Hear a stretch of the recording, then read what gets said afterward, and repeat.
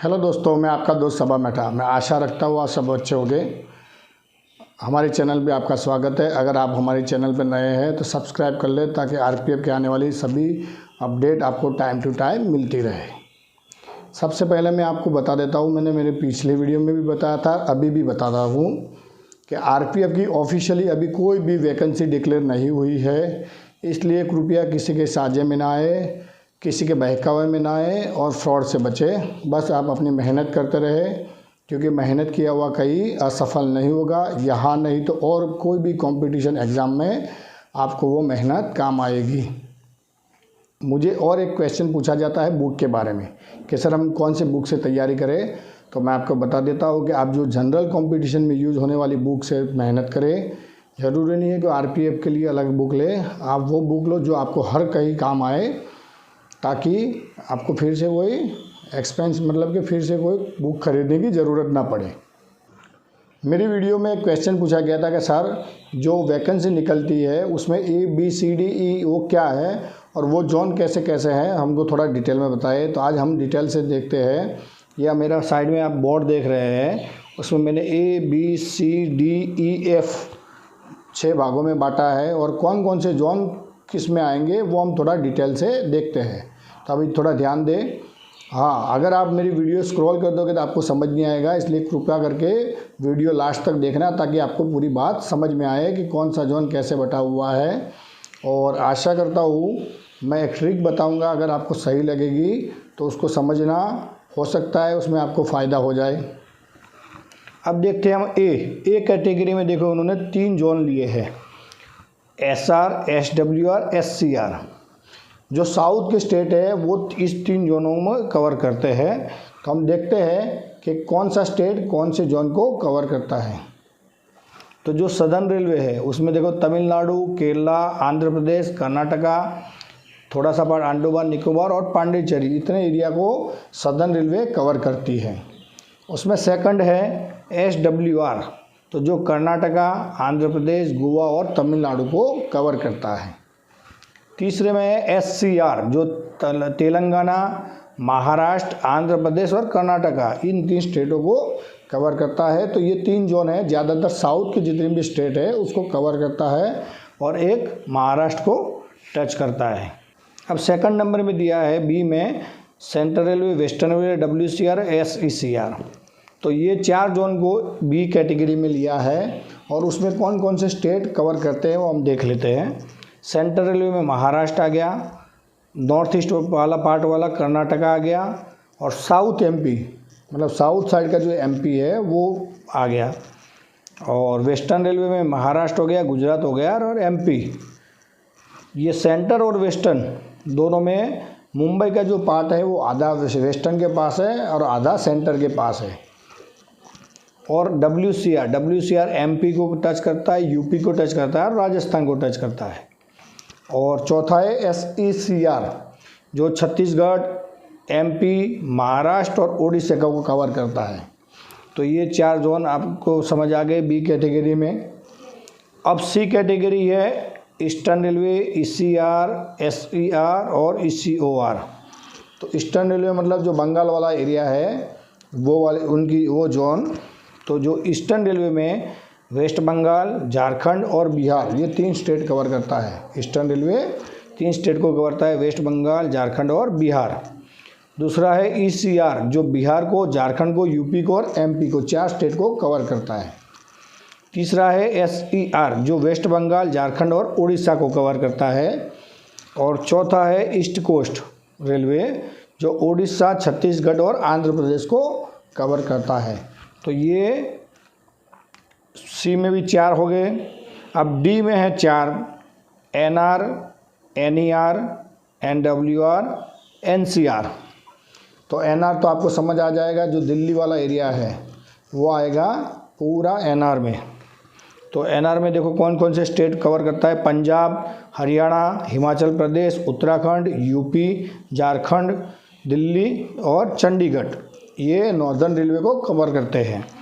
NER है उत्तर प्रदेश को, बिहार को और नेपाल बॉर्डर को कवर करता है। अब है NWR, जो राजस्थान, गुजरात, पंजाब और हरियाणा को टच करता है। और चौथा है एनसीआर, तो जो यूपी, हरियाणा, राजस्थान और एमपी ये 4 को कवर करेगा। अब है ई में आएगा एनएफआर।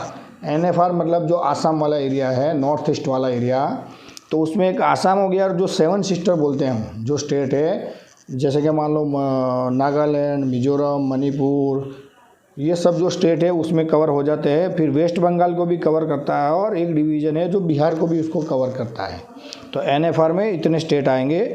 और एफ में है आरपीएसएफ। तो आरपीएसएफ में ऑल इंडिया का कोई भी बंदा भर सकता है।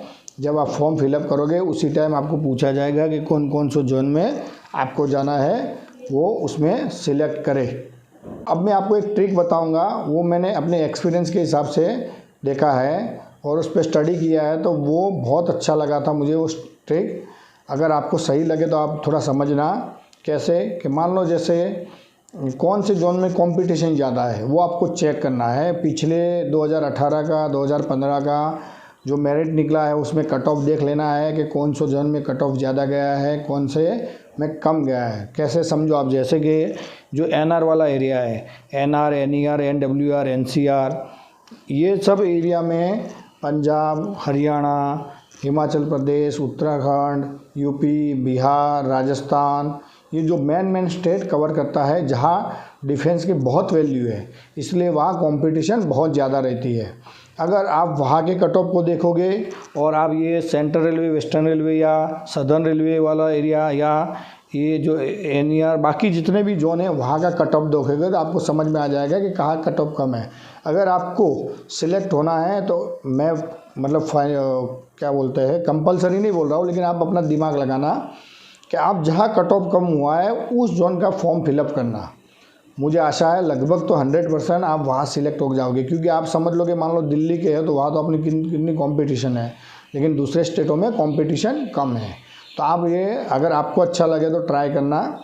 हाँ, इसी के साथ एक और क्वेश्चन हो सकता है कि सर अगर मान लो कि हम दूसरे जोन में सिलेक्ट हो गए तो वापस हम हमारे होम जोन में कैसे आएंगे।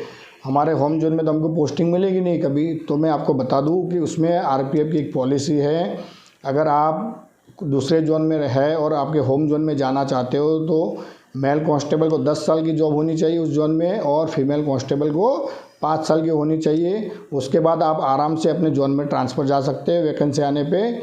क्योंकि मैं इसलिए बोल रहा हूँ कि मान लो अगर हम आरपीएफ की जगह सीआरपी, बीएसएफ या कोई भी जगह सिलेक्ट हो जाते हैं तो कभी होम पोस्टिंग तो आता ही नहीं, हमको वहाँ नौकरी करनी पड़ती है और हम आराम से अपने मतलब मन लगा के नौकरी करते। तो वैसे समझना कि हमारी 10 साल के लिए बाहर पोस्टिंग हुई है और जैसे ही मौका मिलेगा फिर अपने जोन में ट्रांसफ़र ले लेने का, तो ये भी आपको दिक्कत नहीं है। और रही बात छुट्टी की, तो छुट्टी टाइम टू टाइम मिलती रहती है।